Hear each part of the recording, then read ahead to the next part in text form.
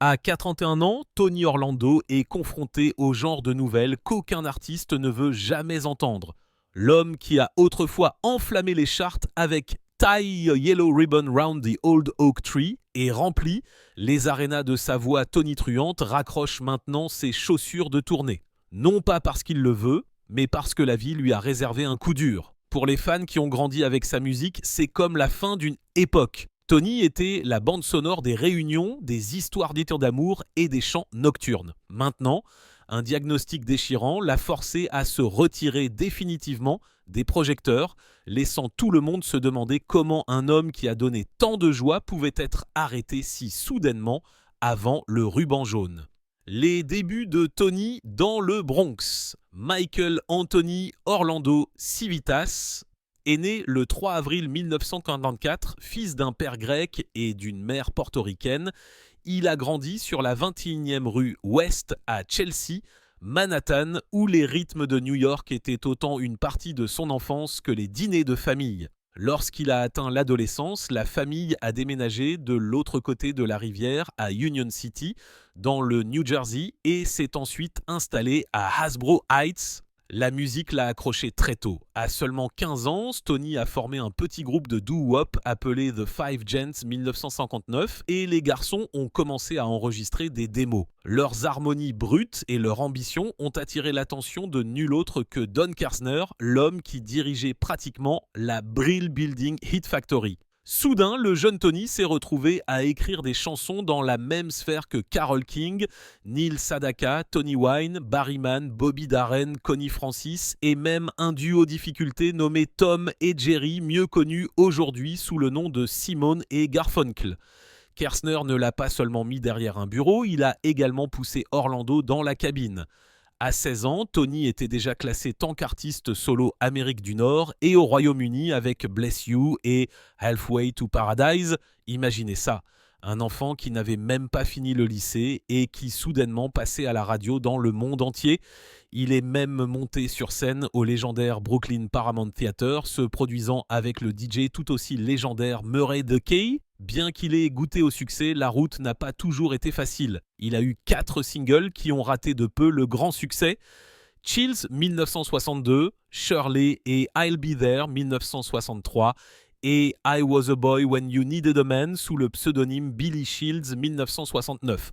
Mais même ses presque succès ont maintenu son nom dans les bons cercles. Puis vint une tournure surprenante. Jerry Goffin et Jack Keller ont créé une version doo-wop du classique Beautiful Dreamer pour Orlando 1962. Ce petit disque a fini par être remarqué par nul autre que les Beatles qui ont glissé la chanson dans leur setlist lors de leur tournée hivernale de 1963 avec Hélène Shapiro. Des décennies plus tard, une version live a refait surface sur leur album On Air, Live at the BBC Volume 2, 2013. Tony n'était peut-être pas à Liverpool, mais ses empreintes digitales effleuraient déjà l'histoire des débuts des Beatles. Tout chassant les succès, Tony s'affairait également coulisses. À la fin des années 1960, il avait changé de vitesse, faisant ses preuves tant que producteur et dirigeant de musique. Il a gravi les échelons de la branche d'édition de Columbia Records, April Blackwood Music, et a finalement été promu vice-président chez CBS Music. Là, il signait des artistes, écrivait des chansons et produisait même un jeune Barry Manilow, à l'époque où Barry enregistrait sous le nom de Featherbed. Le bureau de Tony était rempli de talents. Il a travaillé avec The Yardbirds, James Taylor, The Grateful Dead, Blood, Sweat and Tears et Laura Nyro, des noms qui allaient définir des époques entières de la musique. Pourtant, malgré son titre de dirigeant, Tony ne pouvait pas s'éloigner du microphone. 1969, il a enregistré avec un groupe de studio appelé Wind et a obtenu un succès modeste avec Make Believe, qui a percé le top 30, puis ensuite est venu le moment qui a tout changé. Tony Orlando est down. Lorsque Tony Orlando est entré studio pour enregistrer Candida, il n'avait aucune idée que sa vie allait changer à jamais. Il a posé les voix avec les choristes Tony Wine, la femme même qui a coécrit la chanson, et Linda November, mais il y avait un piège. Tony était toujours un dirigeant chez April Blackwood à l'époque, Et la dernière chose qu'il voulait était que quiconque l'accuse d'un conflit d'intérêts. Il a donc accepté de chanter uniquement si son nom ne touchait jamais le disque. Le single est sorti sous un simple nom, Jetable. Dawn, choisi à partir du deuxième prénom de la fille d'un dirigeant de Bell Records. Cette décision jetable est devenue l'étincelle d'un feu de forêt. Candidat a explosé dans le monde entier 1970, atteignant la première place dans 5 pays et grimpant à la 3e place aux États-Unis. C'était le genre de chanson qui se glissait dans tous les jukebox, tous les salons et la bande sonore de tous les jeunes couples. Et juste au moment où les gens pensaient qu'elle ne pouvait pas devenir plus grande, la suite leur a prouvé le contraire. Knock 3 Times n'a pas seulement été classée, elle est allée directement à la première place. Tony savait qu'il était temps de faire voyager la musique. Mais au lieu d'utiliser les voix du studio, il a fait appel à 2 chanteuses de session puissantes, Thelma Hopkins et Joyce Vincent Wilson, pour le rejoindre. C'est là que les choses se sont compliquées. À ce moment-là, 6 groupes différents étaient déjà tournés sous le nom de Dawn. Pour mettre les choses au clair, ils ont changé de nom pour Dawn avec Tony Orlando. Et 1973, le monde les connaissait sous le nom de Tony Orlando et Dawn. Les succès ont continué à affluer. Des chansons comme Tie a Yellow Ribbon Round the Old Oak Tree et He Don't Love You Like I Love You ont fait du trio des noms connus de tous. Mais Tony ne se contentait pas de dominer la radio. Il avait des scènes plus grandes têtes. La télévision a appelé. Et au milieu des années 70, l'Amérique a accueilli Tony Orlando et Dawn dans leur foyer chaque semaine. L'émission de variété de CBS était un rayon de soleil au milieu d'une période sombre. Le pays était encore marqué par le Watergate, mais Tony apportait des sourires, des rires et une musique qui ressemblait à une bouffée d'air frais. Comme le San Francisco Chronicle l'a décrit plus tard, Tony était un antidote ensoleillé au cynisme de la nation. Il n'essayait pas d'être avant-gardiste ou cool, il était simplement de la joie enveloppée dans une voix et un sourire. Il dessinait même un petit visage souriant dans le haut de sa signature. Et les fans l'adoraient pour ça. L'émission a duré 3 saisons de 1964 à 1976 et a accueilli les plus grandes stars de l'époque, y compris les héros d'enfance de Tony, Jackie Gleason et Jerry Lewis. La télévision est devenue une autre scène pour lui. 1976, il est apparu dans Chico and the Man tant que Thomas Garcia. Puis est venu son tournant dramatique dans le téléfilm de 1981 200 Miles for Stephanie, où il jouait un policier tellement désespéré de sauver sa fille mourante qu'il a juré de marcher 300 miles pour l'aide de Dieu. C'était un rôle puissant aux côtés d'Edward James Olmos, Pepe Serna et Julie Carmen, et il a montré au public une facette de Tony qu'il n'avait jamais vue auparavant. La même année, il est également monté sur Broadway, reprenant le rôle principal dans Barnum pendant les vacances de Jim Dale. Et Tony n'a jamais cessé de se réinventer. 2003, toute une nouvelle génération l'a rencontré grâce à la série d'animation pour enfants Oswald, où il a prêté sa voix à l'adorable Sammy Starfish. Il n'avait pas peur de se moquer de lui-même non plus, apparaissant dans Mad TV dans un sketch comique où sa voix influençait une salle d'audience. Plus tard, il est apparu dans l'extravagance de Noël étoilé de Larry the Cable Guy. Et 2012, il a fait une apparition dans le film d'Adam Sandler That's My Boy. Même au fil des décennies, l'industrie ne l'a jamais oublié. 2015, aux côtés de Thelma Hopkins et Joyce Vincent Wilson, Tony a été honoré du Pacific Pioneer Broadcasters Art Gilmore Career Achievement Award, une reconnaissance d'une carrière qui a englobé des succès, la télévision, le cinéma et une joie sans fin. Tony Orlando était passé d'un enfant enregistrant des démos à New York à un homme capable de rassembler toute une nation avec une seule chanson. Sa carrière n'était pas seulement une question de musique, il s'agissait de la façon dont il faisait sentir les gens et pour des millions de fans, ce sentiment ne s'est jamais estompé. Mais derrière les rires, les applaudissements et les apparitions à la télévision, il y avait une autre histoire. Une histoire de lutte que la renommée ne pourrait jamais effacer. Les luttes de Tony Orlando contre la dépendance. À 91 ans, Tony Orlando a vécu une vie remplie de hauts vertigineux et de bas écrasants. Il était l'un des artistes les plus célèbres au monde dans les années 1970. un homme capable de remplir les arènes de sa voix et de charmer des millions de personnes depuis leur salon chaque semaine. Mais derrière les lumières de la scène, Tony menait des batailles que la renommée ne pouvait pas le protéger. Et une nuit d'été 1977, tout s'est effondré. Au milieu des années 70, la pression des tournées, des enregistrements et de la télévision non-stop commençait déjà à se faire sentir.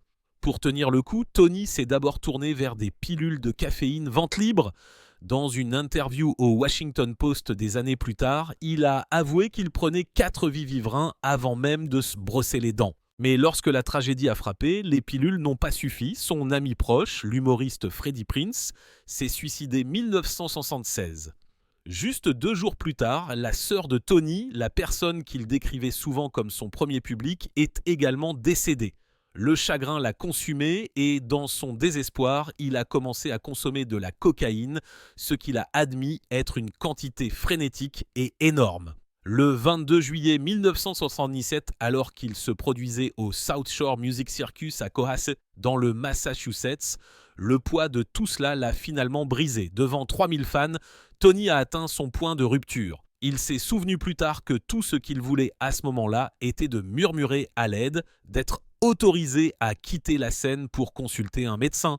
Au lieu de cela, il a quitté la scène plein milieu de sa performance, laissant la foule stupéfaite.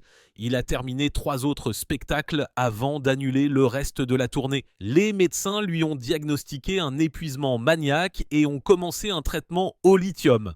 Pour le public, l'effondrement a été choquant.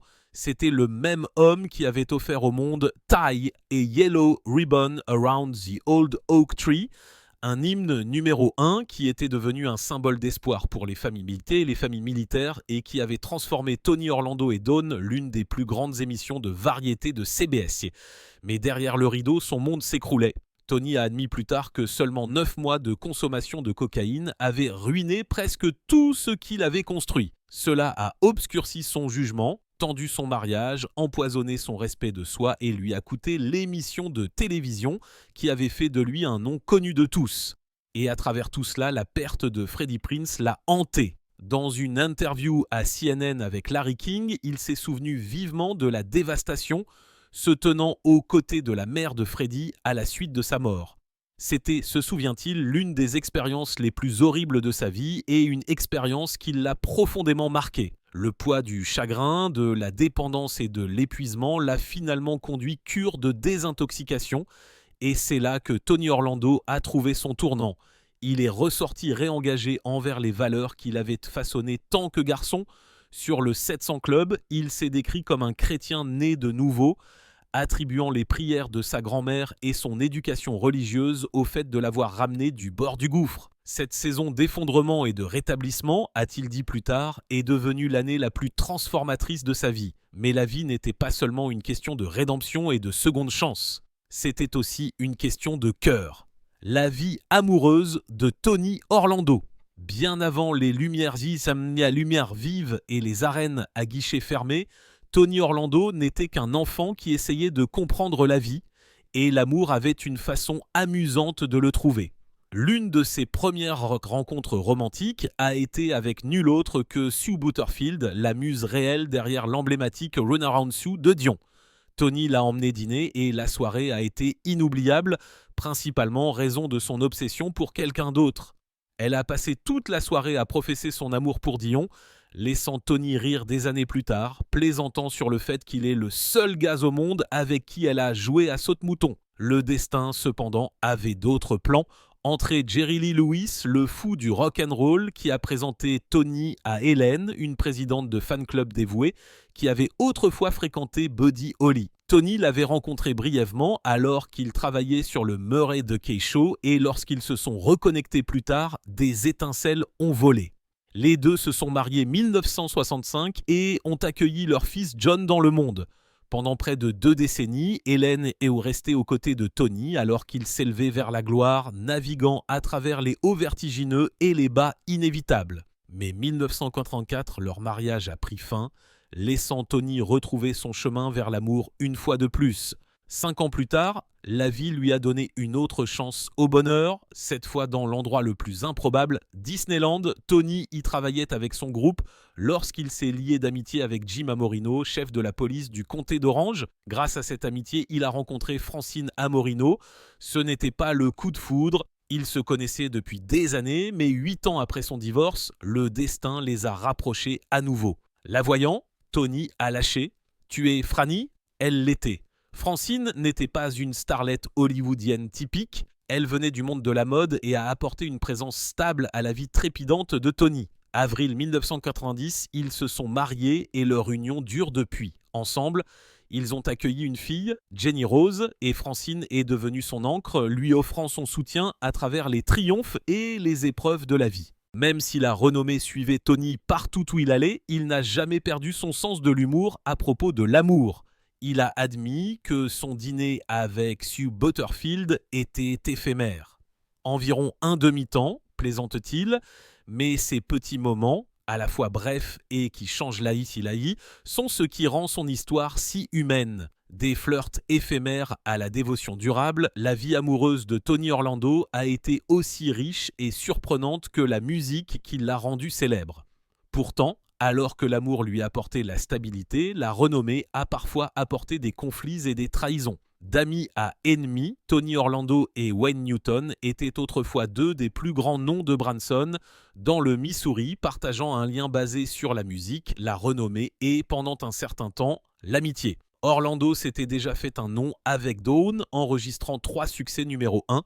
Un de ces succès, Tie a Yellow Ribbon Round the Old Oak Tree, Knock 3 Times et He Don't Love You Like I Love You, et a même joué dans une émission de variété de CBS dans les années 1970. Newton, quant à lui, n'a jamais atteint la première place des charts pop.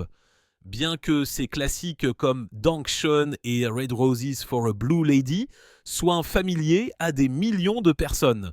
Maintenant un horaire impitoyable, principalement à Las Vegas, Newton serait devenu l'artiste de cabaret le mieux payé de l'histoire.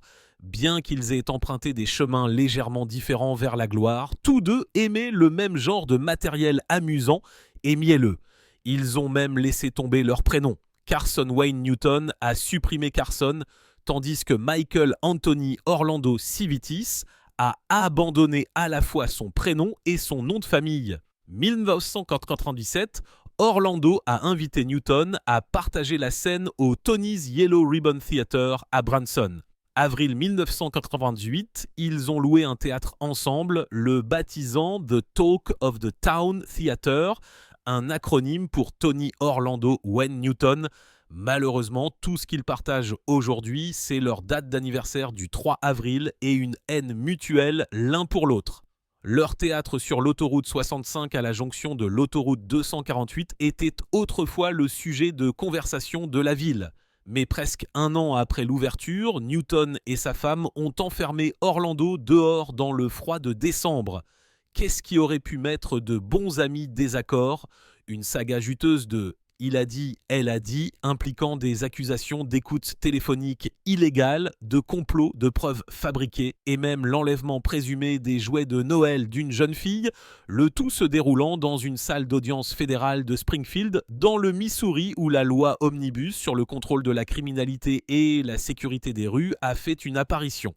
Selon la version d'Orlando, il avait appris que Newton envisageait de quitter Branson, raison de différend avec 2 autres propriétaires de théâtre. Voulant aider son ami, Orlando lui a offert un concert au Yellow Ribbon Theatre. Lorsque le bail d'Orlando a pris fin, il aurait insisté pour que Newton soit inclus dans tout nouvel accord concernant la salle. Le Glen Campbell Theatre a accepté et le théâtre a été renommé The Talk of the Town.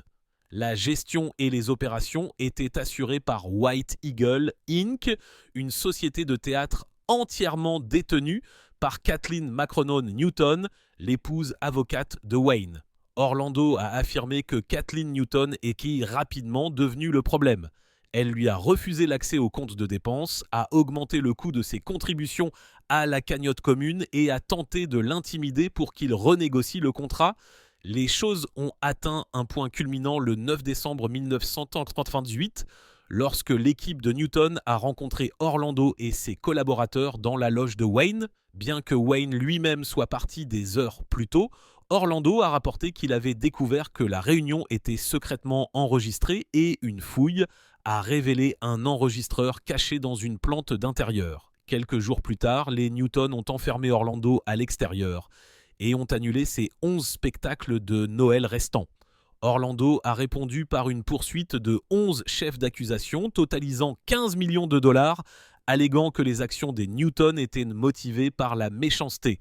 Il a affirmé que la poursuite couvrait les écoutes téléphoniques illégales, vertu de la loi Omnibus sur le contrôle de la criminalité et la sécurité des rues, un complot civil visant à enregistrer Orlando sans son consentement et un effort pour le retirer du théâtre afin que Newton puisse le revendiquer entièrement comme le sien. Le publiciste d'Orlando a comparé la situation à un drame shakespearien, décrivant Tony comme Duncan, Wayne comme Macbeth et Kathleen comme Lady Macbeth, prenant le contrôle du royaume hurlant « Damned Spotlight ».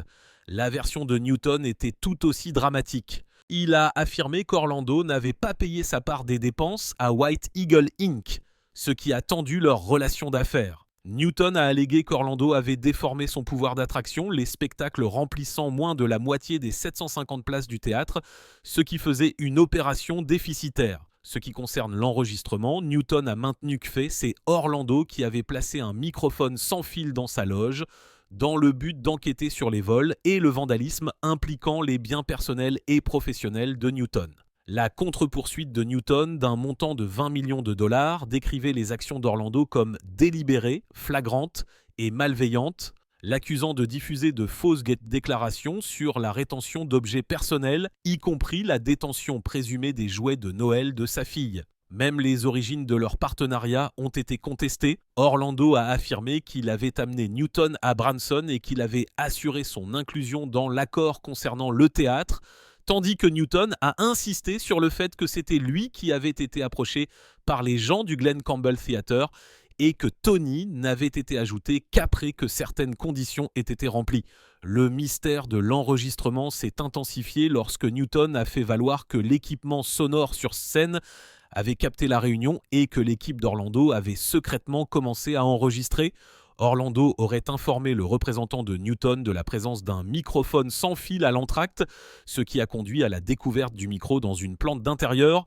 Les responsables locaux de Branson se sont retrouvés à se gratter la tête.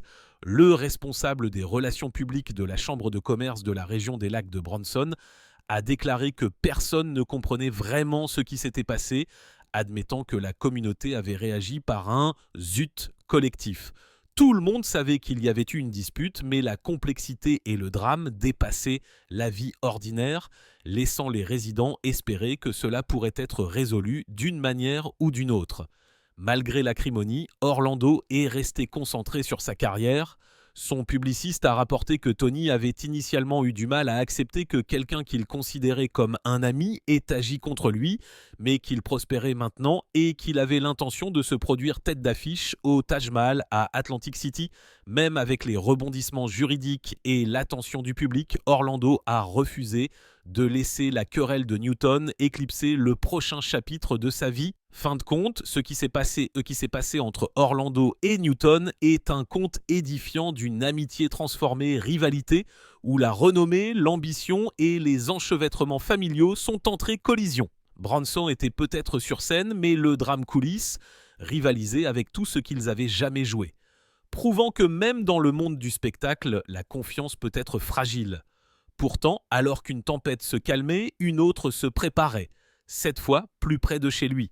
Les accusations de harcèlement sexuel. 1998, Tony Orlando s'est retrouvé au centre d'une tempête. Deux anciennes choristes de son Yellow Ribbon Theatre à Branson dans le Missouri, les sœurs Sonia et Alita Bucalio, l'ont accusé de réprimandes constantes et de violences verbales, leur poursuite alléguée du harcèlement sexuel et de la discrimination, dépeignant Orlando comme quelqu'un qui abusait de son pouvoir. Les sœurs ont demandé au jury de défendre quelqu'un sans autorité et ont demandé 50 000 $ chacune pour la douleur et la souffrance qu'il aurait causée. Elles avaient initialement réclamé des arriérés de salaire, mais ont finalement abandonné cette demande. La salle d'audience est devenue une arène tendue.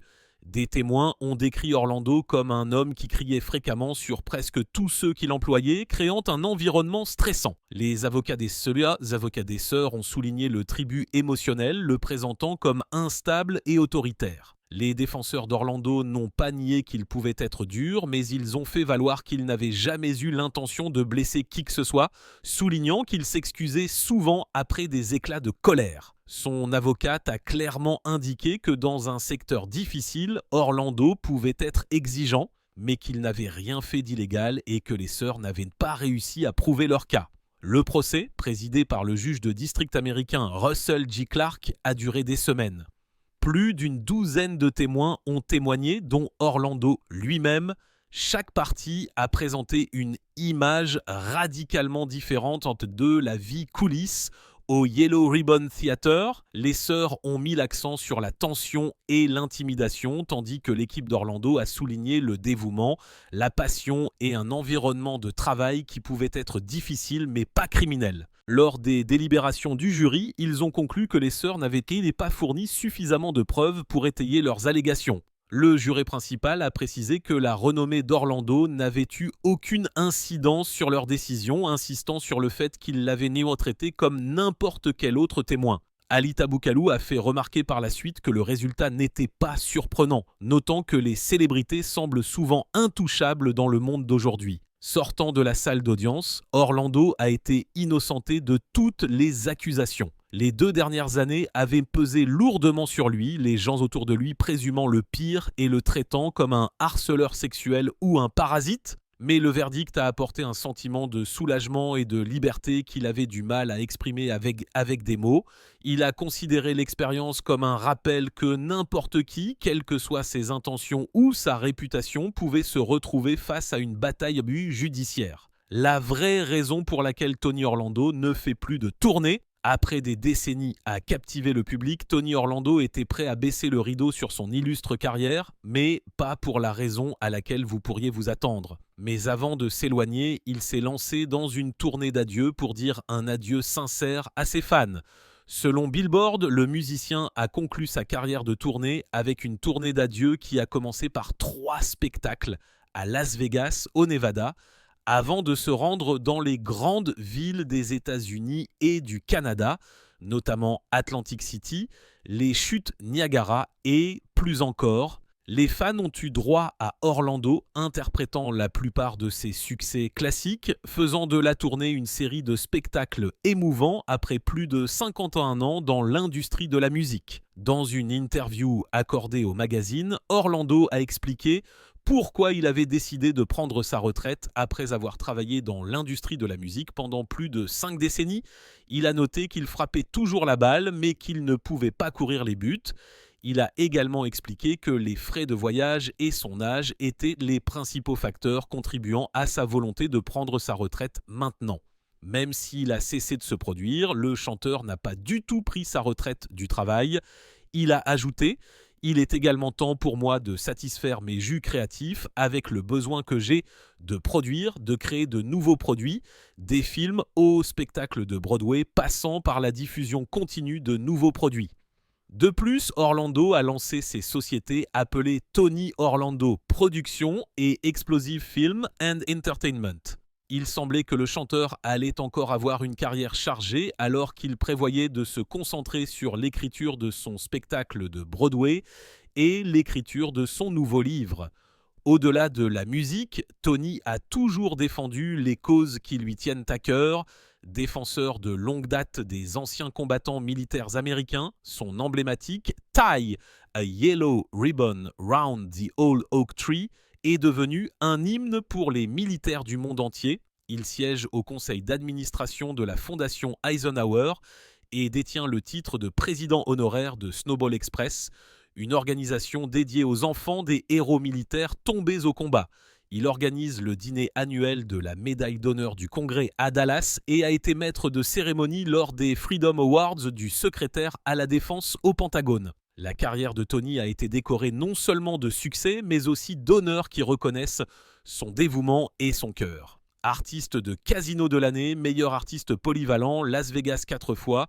Le prix de l'artiste jukebox de l'année de l'Amusement and Music Owners Association of New York, la médaille d'honneur d'Ellis Island et le prix Bob Hope pour l'excellence dans le divertissement de la Congressional Medal of Honor Society. Son travail au nom des anciens combattants lui a valu d'être nommé président honoraire lors de la célébration du retour au pays du 40e anniversaire de la NAMP au Richard M. Nixon Presidential Library 2014. À travers des décennies de célébrités, de musique, de services et de triomphe, Tony Orlando a laissé une marque sur nous, une marque qui s'étend bien au-delà de la scène, pour les fans, pour les anciens combattants, pour tous ceux qui ont été touchés par ses chansons et ses actes. Son héritage ne concerne pas seulement la musique, il s'agit de cœur, d'humanité et de la joie de laisser le monde un peu plus lumineux qu'on ne l'a trouvé. Quelle est votre chanson préférée de Tony Orlando ? Et que pensez-vous de la querelle amère entre Wayne Newton et Tony Orlando ? Partagez vos réflexions avec nous dans les commentaires ci-dessous. N'oubliez pas d'aimer, de partager et de vous abonner. Cliquez également sur la prochaine vidéo affichée à l'écran.